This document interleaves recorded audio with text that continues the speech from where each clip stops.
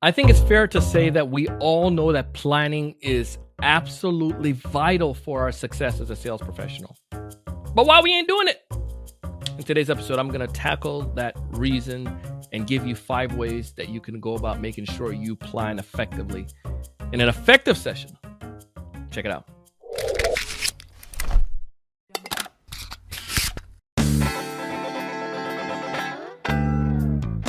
Hey, everyone. Welcome to another great episode of the Sales Evangelist Podcast.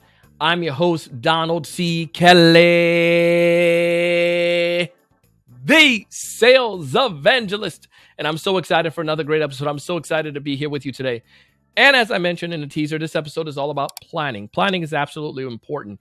I'm going to give you some ideas. I'm going to give you some tips on specifically how you can conduct an effective planning session every single week.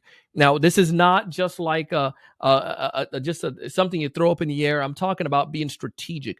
Many of the greats in discipline, in any organization, they plan, they have a strategy, they have a focus. Now, I want to give you some of those ideas and things that I've learned over the years. Now, before we dive in and I give you these 5 things, if this is your first time watching one of our podcast episodes or listening to it, subscribe. We'll make sure to notify you every single time we have a new episode so you can get that update. Now, one thing I want to tell you about a notification, they ain't going to charge you nothing. I heard someone say this. All you're doing is clicking that bell. We're not going to get your email. We're not going to send you stuff in the mail. It's just going to notify you when we have a new episode. It's not going to clog up anything. It's not going to give you any spam. It's just letting you know we got new content. You can choose to listen to it or not, but it's not going to impact you.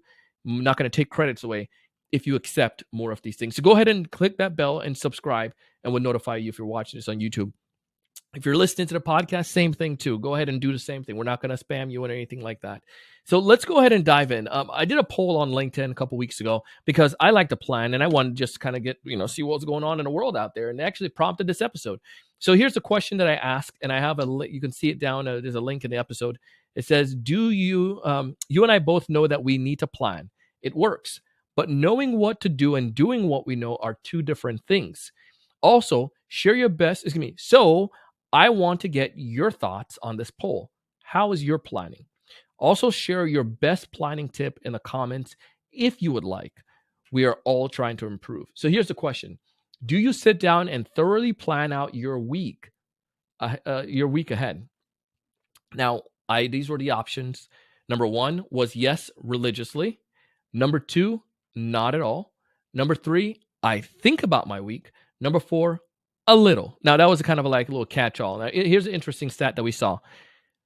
Yes, religiously was 28%. Also, 28% was a little. I think about my week was the number 1, which was 34%. And then not at all, 11%. Now, I feel that this may have been a little skewed. Sometimes people tend to not want to put something out there that they're going to be like, I don't want to get judged by folks when I'm saying this. And sometimes we answer the poll the way that we think that we should answer rather than what we actually do. Am I making sense on that? Yeah, we think and we know we should be planning. So we say, yes, I do planning, when in actuality, you and I both know we do not plan too much at all. So then, therefore, that catch-all with a little was one that popped up a lot, and I think that's why it gave it to almost 30%. 160 voters in this altogether. So again, if you want to see this image, go to the show notes, click on this, and you'll see the image there. And also, there's a link to that actual poll. You can go ahead and follow me on LinkedIn while you're there as well. So we have that down below. But here's a couple things that I want to tie back to. I feel that a lot of people voted that number not because they don't.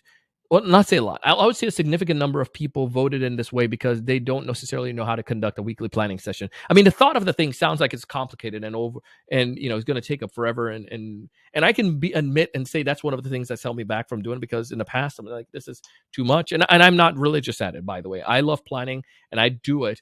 However, I'm not religious. I don't do it as much as I should. So I'm going to fall in that a little category as well.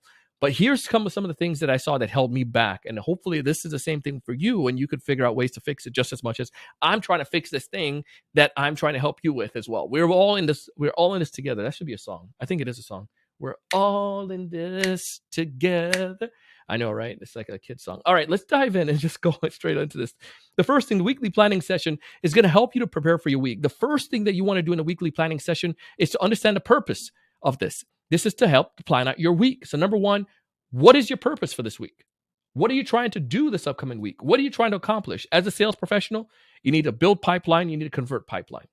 Plain and simple. I know a great podcast that does that, The Sales Evangelist. We teach you how to build pipeline and how to convert pipeline. So understanding what you're trying to do, but specifically with that, look at your key performance indicators. What are those things? If you're a BDR, your key performance indicators are going to be totally different than if you're an AE. An AE is focused on converting pipeline. A BDR is focused on building pipeline. So for instance, maybe you're trying to get appointments as a BDR. What are some of those things that you're going to be judged on? Number of appointments, number of phone calls that you make, number of activities, maybe a number of engagements, number of meaningful outreach, whatever that is. If that's the case, now you need to plan accordingly. Now, if I were to ask some of you sometimes, if you look at your week and if I ask you what is your number one goal, you're going to tell me closing business. You're going to say I'm an AE and that's my job, or a sales leader. My number one goal is to lead my team. Now, if I were to go look at the calendar and look at the activities on that calendar, that same calendar, if it's not lining up with that number one thing, then something is wrong. And I promise you, in many situations, it's not. Because here's what happens. Since you're not tracking it and you're not you're not taking control of it, you're not thoroughly planning out your week, but you're going oh hum, you have a bunch of things that come up that take over on your calendar that is not in line with your overall goal or your overall responsibility. Am I making sense on that? If I am, give me an amen. I know you're driving in a car by yourself. You can say it. Say amen. It's not religious. It's just me just saying amen. I just like you to say amen. Just say it, please. All right, thanks.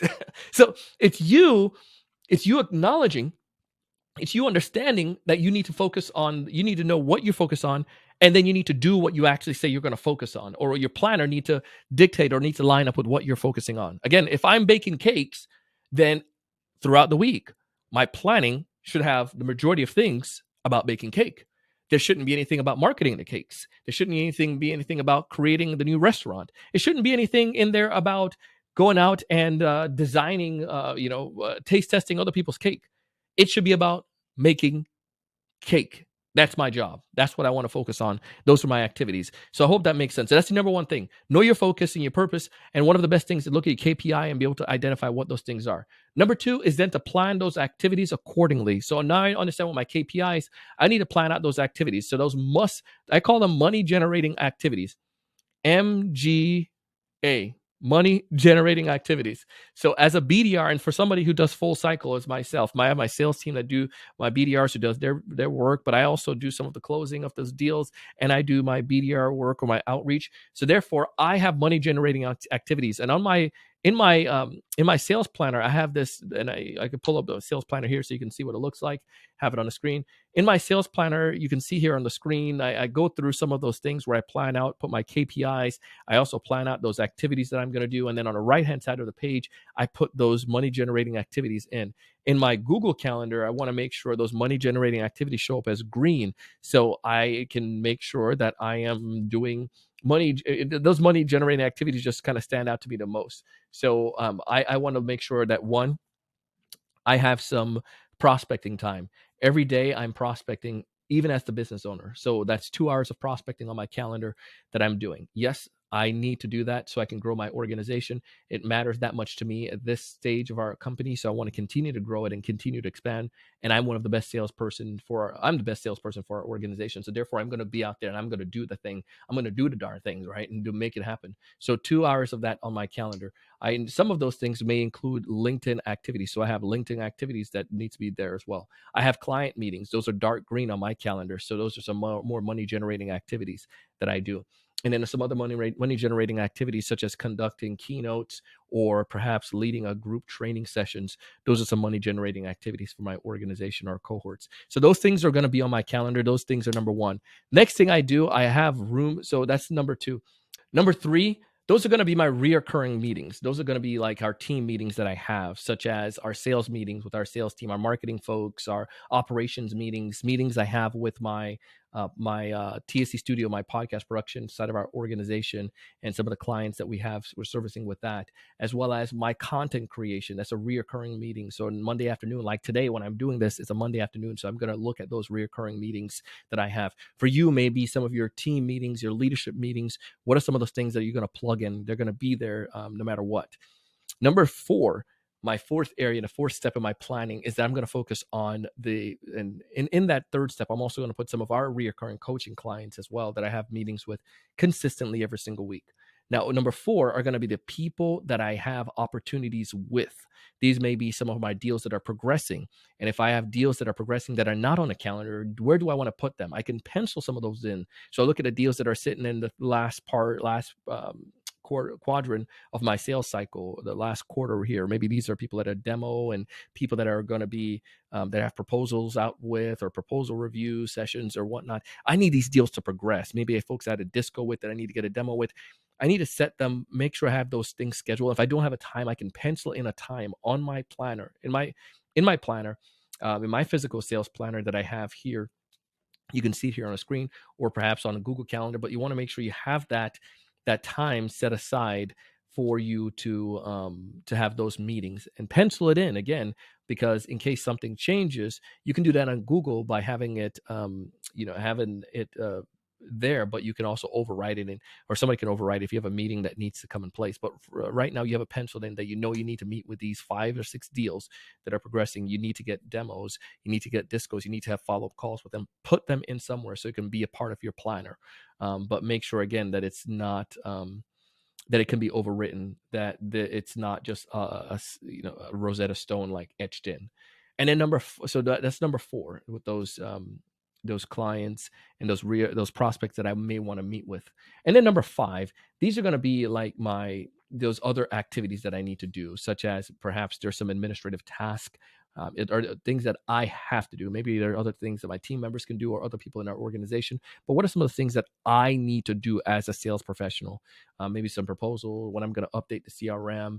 Perhaps it's going to be like some of my other personal tasks as well that I'm going to kind of lump in with that as well, such as others. So maybe I have to go to the dentist this week, or perhaps I have to take my car to get a tires change or whatnot. Yeah, unfortunately, sometimes that's going to happen during work hours, but I want to minimize that as much as possible. Where can I put that's going to have the least impact, or how can I still do some work while I'm at the tire shop or whatnot?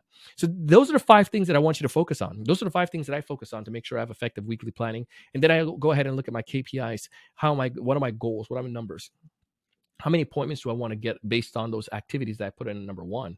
How many deals do I want to progress based on those things that I put in a little bit later on that I'm trying to look at?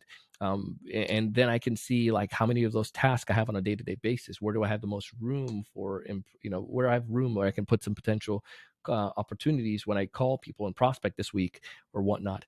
By doing these 5 steps, I promise you, it's going to help you to be able to have a effective weekly planning session. This is going to help you to be able to just have your whole week landscape. You have some goals, some specific numbers. Now you want to get 5 meetings, and you're going to do 150 activities, and you want to progress these 3 main deals.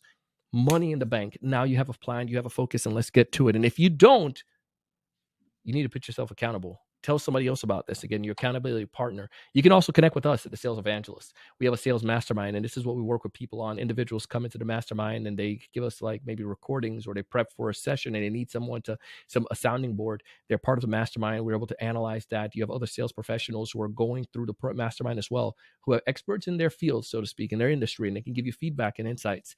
We have one that begins in April, and would love to have you join us. It's a powerful thing. It's an awesome group. And you can check out our sales planner as well. You can see it here on the screen again.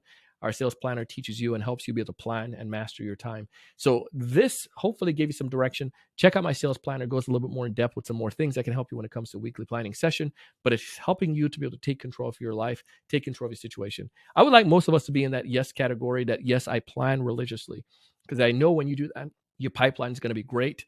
Your pipeline is going to progress. You're going to convert more of those opportunities, and you're going to see more success. Listen, I do this because I want you to thrive and succeed. I want you to find more of your ideal customers. I want you to build more pipeline. I want you to convert a higher percentage of that pipeline. Most importantly, I want you to raise your level of thinking. I want you to go out and do big things.